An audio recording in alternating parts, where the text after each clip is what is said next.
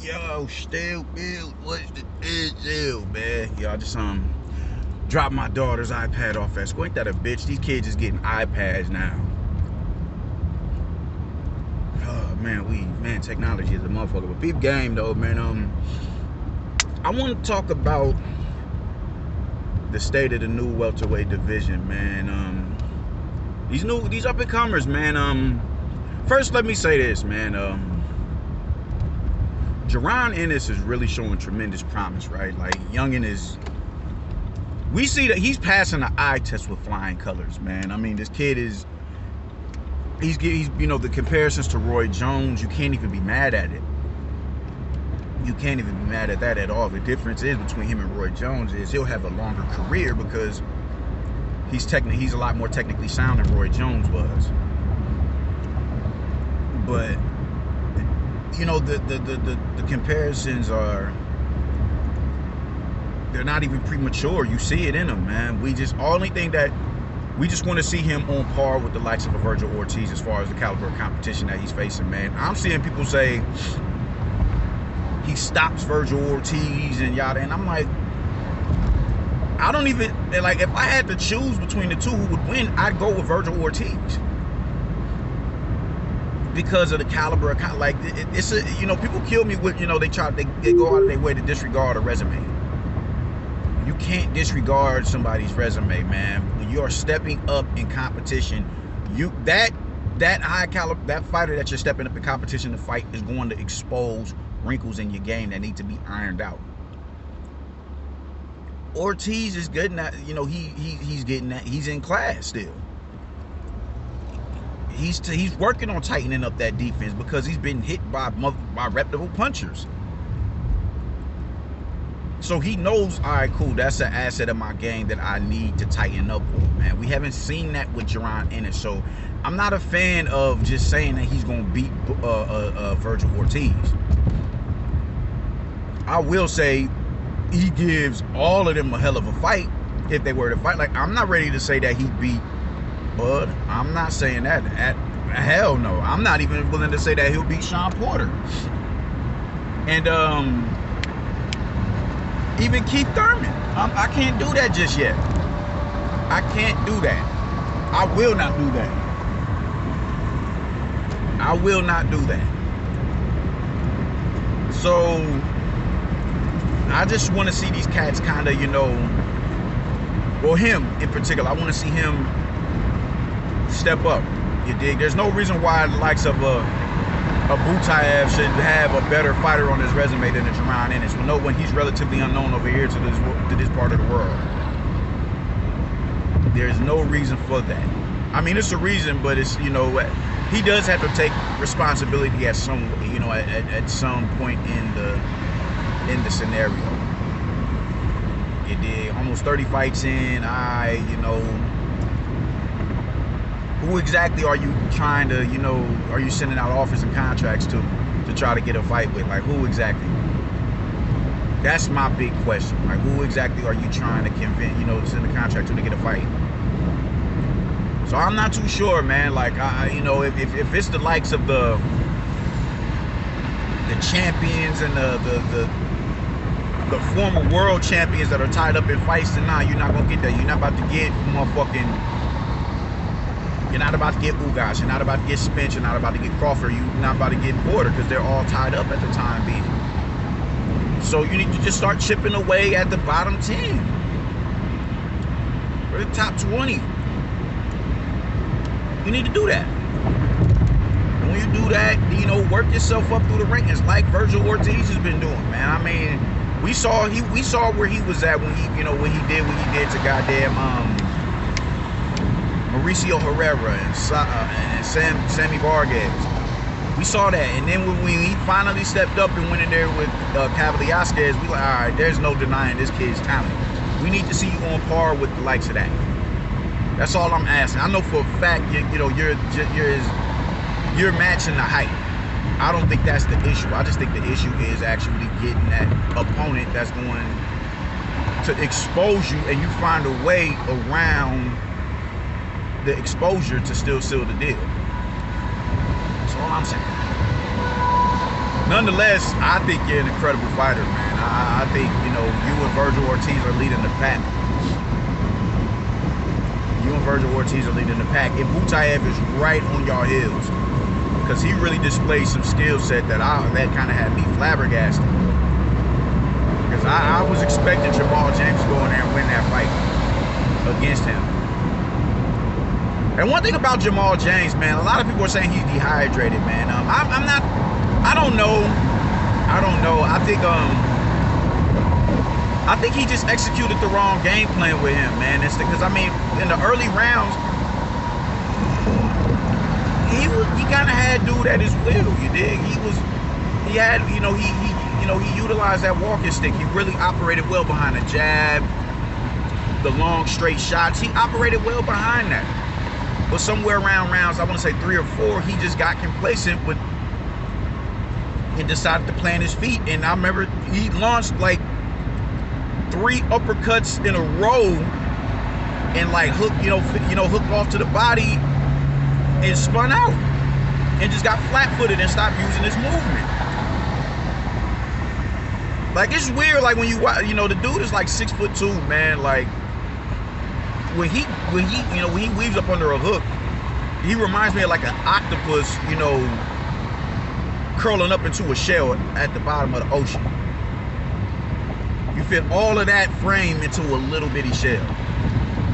That's what he reminds me of, man. Like, you know, he's a wiry dude, and he has good defense. For somebody to dip that low up under a hook, you know, that's dope. He was dipping under Thomas Delorme hooks. I think that's dope. But the thing, that takes a lot out of you. And when, you know, Butayev, you know, he's like 5'11". He's a sturdy dude. And he was tapping that man to the body. Him staying in the pocket the way that he stayed in the pocket, that wore on him. When he started tapping that, he was beating that dude's body up. And every time he would, you know, duck up under the hook, Butayev would rest his arm on his back, you know, forcing him into that weird position that he was in. That takes energy from you. That's smart. You dig what I'm saying? That's smart. That's smart. He got a point deducted from him for that little, you know, for what he did. He cut an angle, but, you know, from Jamal James' back, and he hit him on the blind side. And he had, you know, that wasn't cool at all. And I think he should have, you know, the ref was right to, you know, to deduct the point from him. It was a good ref. Because even he was telling Jamal, like, stop, you letting him, you know, you're obliging him pretty much, man. Stop dipping that low. Stop dipping low like that. And, you know, he was turning his back. Don't turn your back to him. So he was a really fair and just referee. He really was. I gotta commend him on that, man. But nonetheless, I think Jamal James had the wrong game. I don't think he expected Butayev to be as strong as he was and beat his body the way that he beat that man's body. He was like pounding on this dude's midsection, and he was switch hitting.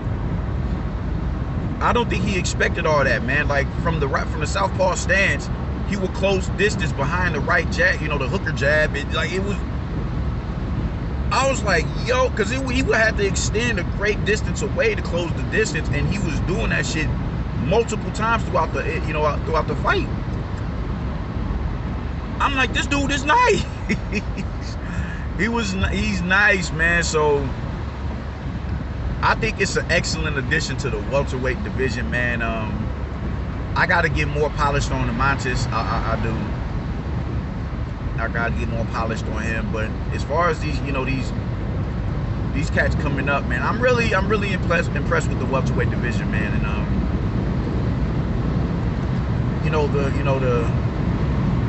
the veterans in the division are gonna fuck around and let these new cats eclipse them. Thurman and Garcia are gonna be the first to be eclipsed. As a matter of fact, they already have been eclipsed. Like, it's to a point where they're distant memories. And you got dudes who coming over here who don't even speak English who are eclipsing them. That shit is sad. That shit is sad, especially considering where Thurman was in his career. Like, that dude was a factor. I still think he could go on a championship campaign. I think he can. Maybe that's just a fan of me. I don't know, but I think he can with his skill set, because he, you know, he is skill for skill. He's one of the top 3 in the division. Who's polished his skill against adequate competition. So that's all I'm saying, man. I'm really impressed where this division is at, man. I really am, man. One thing I am going to say is I'm hearing, like, I haven't followed the situation too much with guys, and you know, I heard he's complaining about him having to honor a mandatory, man. It's like this. At this point, you need to do whatever the fuck they tell your ass to do, because you didn't win that belt. You didn't win that belt, bro. Like, you defended it against its former holder, but you got blessed with that belt. That would be like Devin Haney right now, mad that he has to honor mandatories when he didn't actually have to win the title. He was blessed with it. All right, here, you're the champion now. You were elevated to champion. You can't just, you know, be complacent with an Earl. Like, you might not even get the Earl Spence fight. You might not even get that fight. We don't know how Earl's gonna look when he cut. We have to consider all of this shit. The detached retina, that tragic and scary car crash that he got into just last. We have to consider all that shit. All things must be considered when it comes to Earl Spence, because people are believing that he's damaged goods. I won't jump out the window and put that energy into the universe, but I will say you cannot disregard it. You can't disregard what people are saying. So it's a possibility you may not even get that fight while you're just trying to sit on your hands and wait for a big pay-per-view bout. Keep building your resume, man. Push come to shove, you can fuck around and get the Porter Crawford fight, which at this point, because they're more active, is going to be it's possibly a bigger fight. It's a bigger fight. Maybe, I don't know. We'll see. I think Porter and Crawford got the potential to eclipse the numbers of the Porter and Spence pay-per-view. But all in all, man, I'm digging on where where this new crop of welterweights. I'm digging that shit, man. I'm digging that shit. New talent in the division makes the division that much deeper. You can go 15 deep in the welterweight division.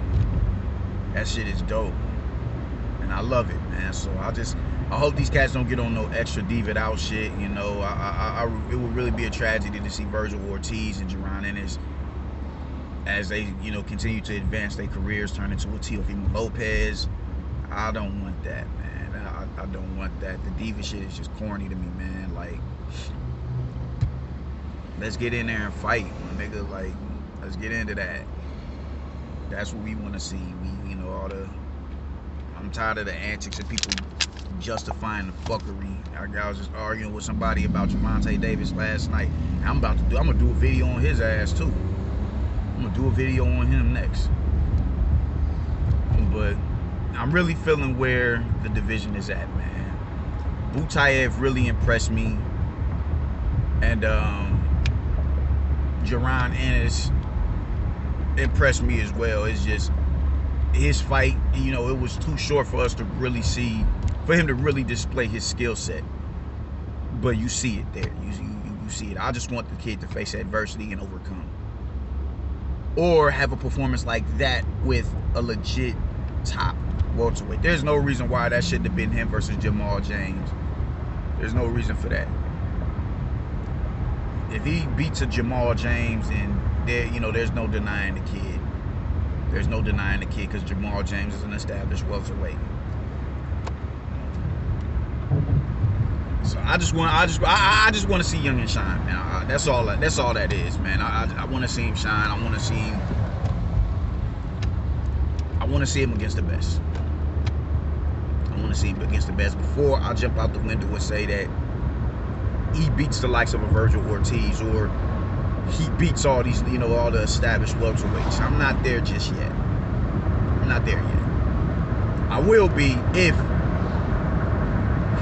he does what he did to Thomas Delorme to a Butayev, because I think he said he's cool with fighting Butayev. If he was to do that to a Butayev, I'm that much more sold. I just want to see it against a credible competitor. That's all I'm asking. Lipinets, good win. Not the best, but it was a cool little win. Delorme, cool win. Not the best, but alright, whatever. You do that to a Butaya, even a Jamal James coming off a loss is better than all that shit. Even a Jamal James off a loss is better than all of it would be better than Delorme and motherfucking Lipinets. And it would be official dishal where this man is at, man. So that's all I want for the youngin, man. I just want to see him in there with the top. I want to see him in there with the best of the best, man. And he could really be solidify his spot in the division, man. So that's how I'm feeling about it, man. I'm gonna do a video. I got to work in Lincoln today, so on my way to Lincoln, I'm gonna do a video on Gervonta Davis. We got some rap about this nigga, man. So that's how I'm feeling about this shit, man. Peace.